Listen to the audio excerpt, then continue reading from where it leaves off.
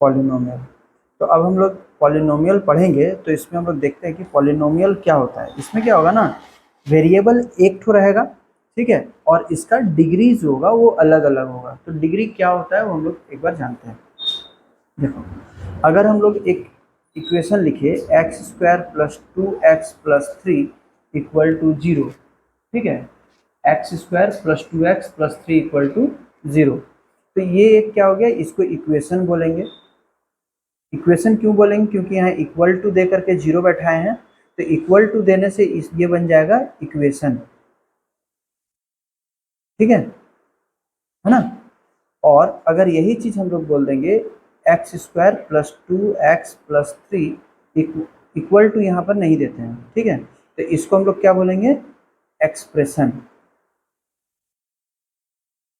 Expression, ठीक है, समझना है ना।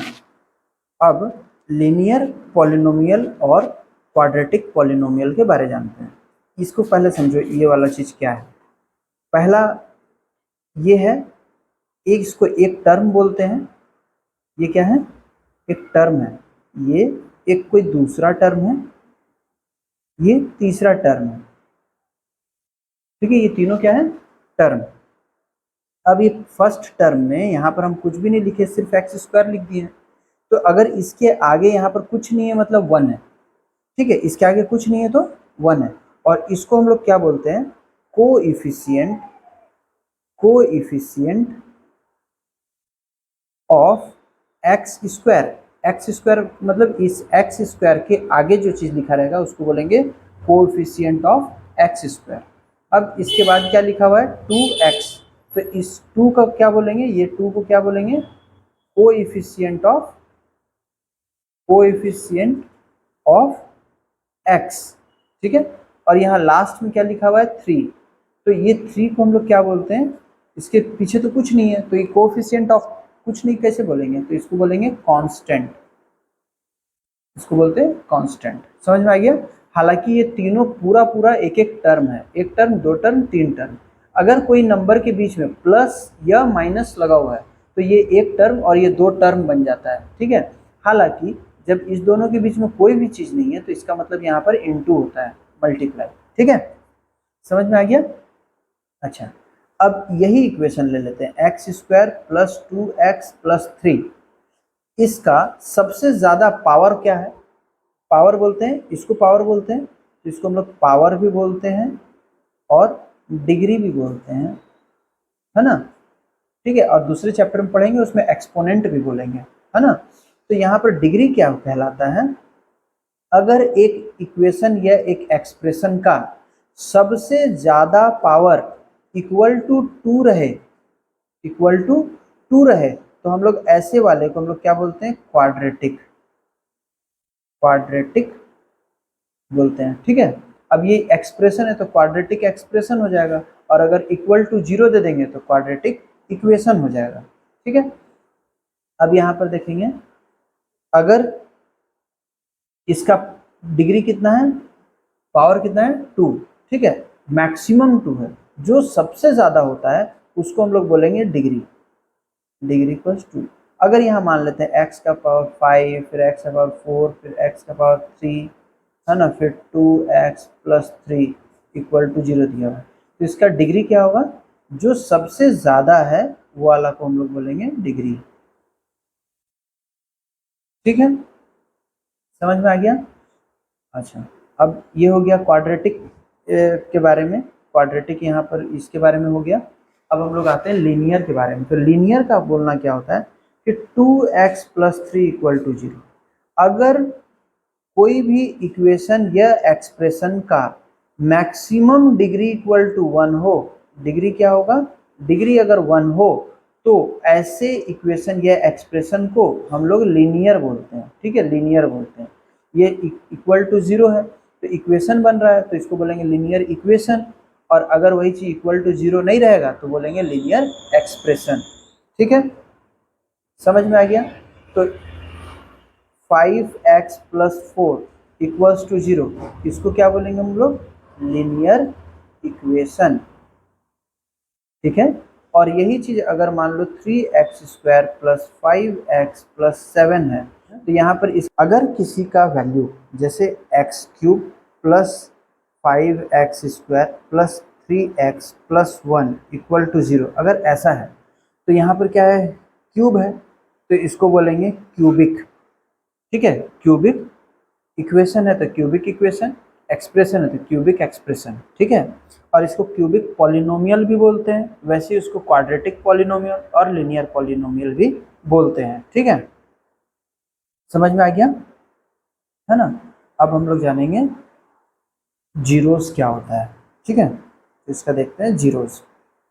अब मान लो कि कोई एक एक्सप्रेशन है, तुमको यहाँ पर पॉलिनोमियल पढ़ना है ना, तो पॉलिनोमियल में क्या होगा कि हम लिनियर भी पढ़ेंगे, क्वाड्रेटिक भी पढ़ेंगे। ठीक है, क्यूबिक तुम लोग का सिलेबस में है नहीं, तो हम लोग को अभी क्या करना है, पहले लिनियर पढ़ लेना है। 2x plus 3 equal to 0।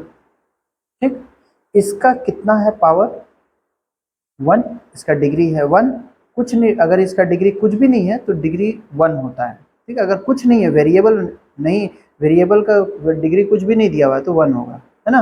और जितना होगा इसका डिग्री, जीरोस उसका उतना ही निकलेगा। Zeros equals to degree equals to 1, कितना है, 1 है, तो इसका वैल्यू 1 ही तो निकलेगा। तो इसका जीरोस क्या होता है, जीरोस का मतलब होता है कि इस x का value 2x plus 3 equals to 0 है, तो क्या हो जाएगा, 2x इक्वल्स टू ये प्लस 3 उधर जाएगा, क्या हो जाएगा -3, और x इक्वल टू क्या होगा -3/2। ठीक है, समझ में आ गया। तो यहाँ x का जीरोस का वैल्यू क्या आ गया, x इक्वल्स टू -3/2। ये हो गया आंसर, समझ में आया।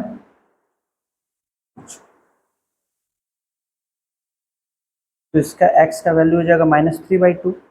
ठीक है, अब एक जनरल इक्वेशन ले लेते हैं, ax plus B equals to 0।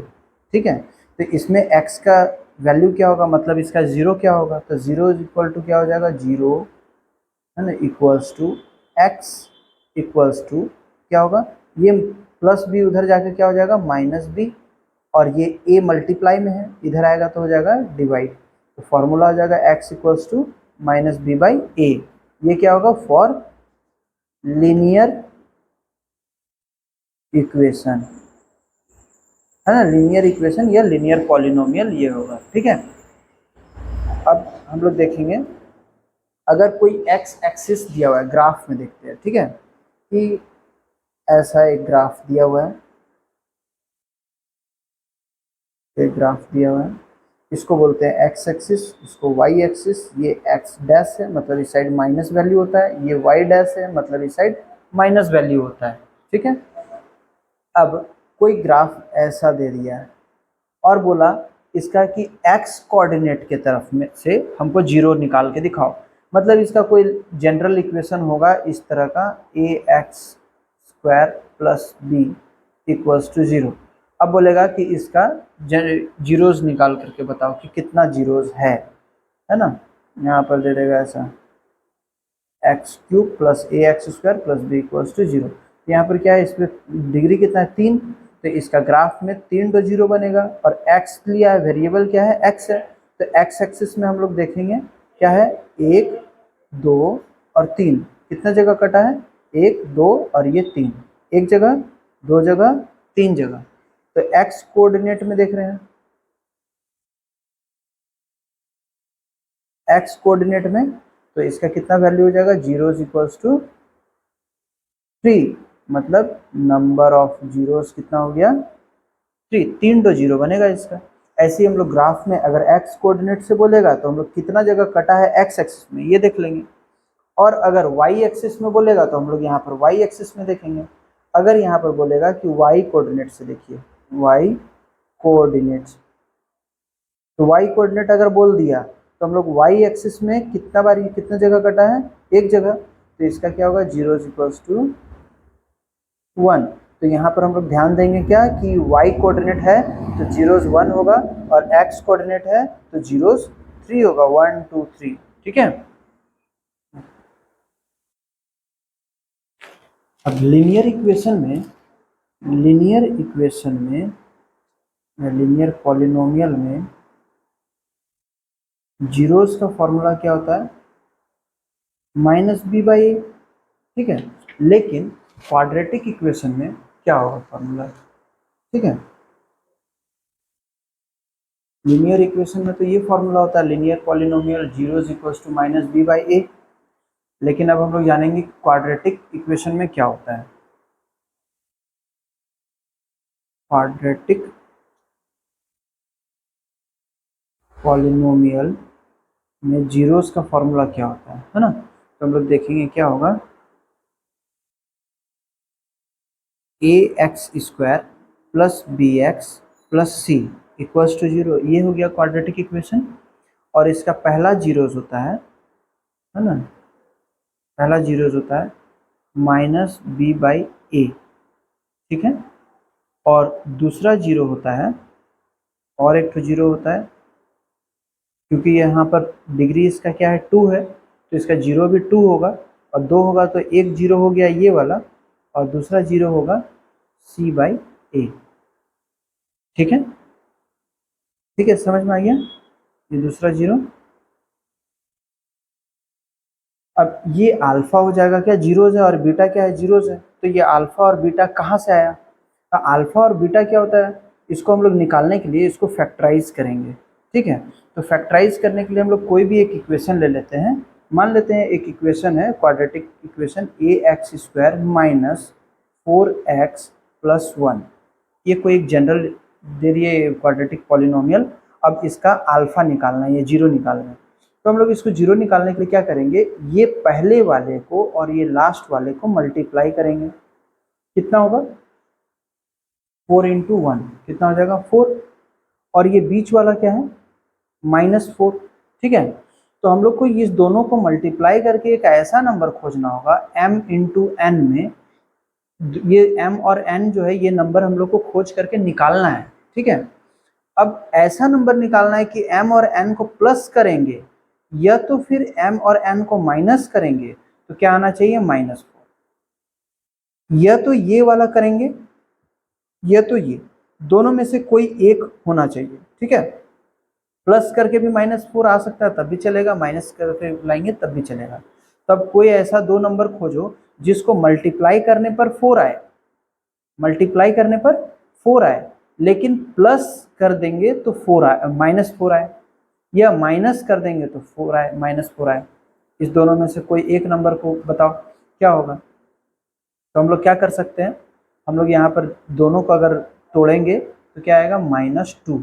m का वैल्यू कितना आएगा, -2। हम लोग मतलब सोच करके निकालना है उसको, और n को भी क्या करके सोच करके निकालेंगे कि -2। तो कैसे सोचेंगे, अब इसको सोचेंगे भी तो कैसे सोचेंगे।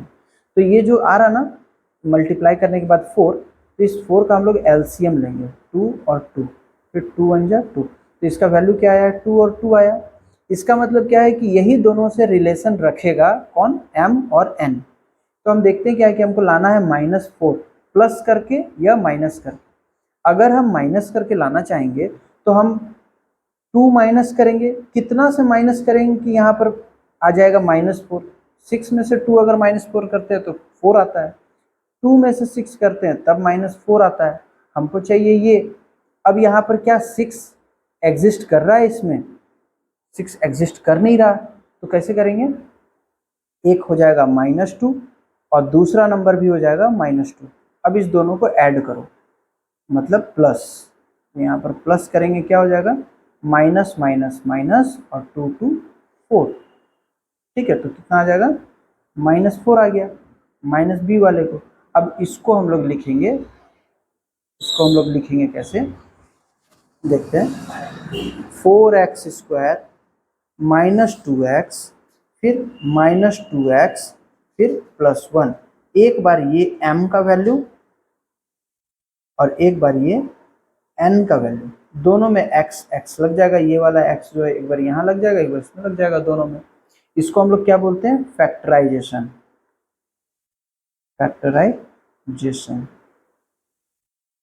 ठीक है। फैक्टराइज करेंगे, अब इस दोनों में क्या कॉमन जाएगा, 2 और x, यहाँ क्या बचेगा 2, यहाँ बचेगा x, यहाँ पर क्या बचेगा, 2 भी बाहर आ गया है, x भी बाहर आ गया, तो खाली बचेगा माइनस और कुछ नहीं है तो 1। अब इस दोनों में क्या कॉमन जाएगा, इसमें 2 है, इसमें 1 है, इसमें x है, इसमें x नहीं है, दोनों में कुछ कॉमन नहीं जा रहा है, तो कॉमन जाएगा क्या 1।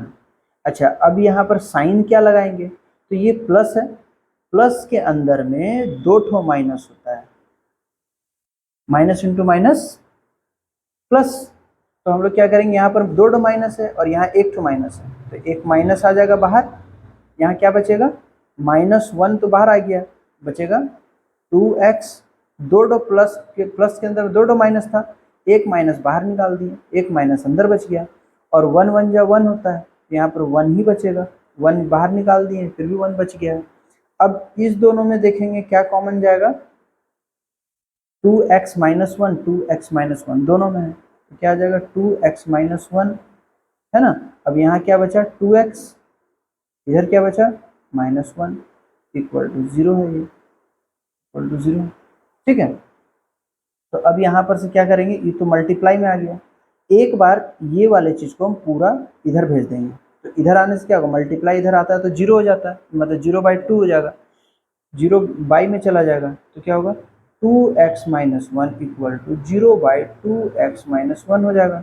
अब 0/एनीथिंग क्या होता है, 0 होता है, तो हम लोग यहाँ देखेंगे क्या 2x -1 इक्वल टू 0, और यहाँ से x का वैल्यू निकालेंगे, तो 2x इक्वल्स टू 1, -1 उधर चला गया तो क्या हो गया +1, और ये 2 मल्टीप्लाई में है, इधर जाएगा तो क्या हो जाएगा डिवाइड में, x इक्वल टू 1/2 हो जाएगा, ठीक है, ये डिवाइड में चले गया, तो x का वैल्यू कितना आया 1/2, तो ये किसका हो गया, ये अल्फा का वैल्यू हो गया, अल्फा कितना है 1/2, ठीक है, ये वाला अल्फा निकल गया, ठीक है, यहाँ पर हम लोग लिख सकते हैं अल्फा इक्वल्स टू 1/2।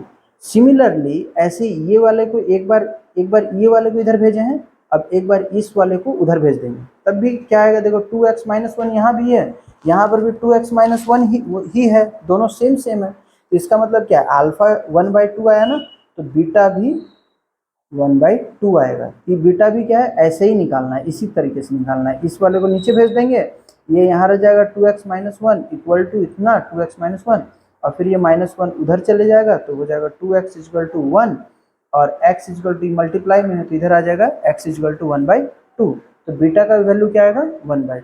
अब अल्फा और बीटा दोनों आ गया मेरा, अब यहाँ पर पुट करेंगे अल्फा प्लस बीटा, ये पहला जीरो को हम लोग अल्फा बोलते हैं, अल्फा इक्वल टू -b/a, ठीक है, अल्फा